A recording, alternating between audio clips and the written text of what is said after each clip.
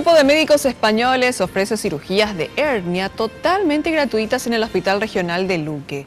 La maratón de cirugías inicia hoy y durará 10 días. Cirujanos en Acción es un grupo de médicos que recorre el mundo para brindar servicios gratuitos. Esta semana, 7 cirujanos y anestesistas arribaron al país y están en el Hospital Regional de Luque.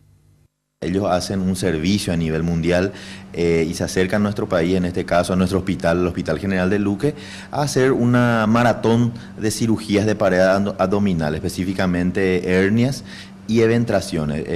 Este servicio, como dije, es totalmente gratuito. Lo que le provee el hospital es el quirófano y algunos materiales. Además, este grupo de españoles trae lo que nosotros le llamamos las prótesis, las mallas, que ellos están trayendo también en el curso de su servicio, digamos. Personas de diferentes puntos del país ya se registraron en la lista de beneficiados. El objetivo de esta maratón es llegar a 120 cirugías. En promedio se estarán llegando entre 15 a 20 cirugías por día, ¿verdad?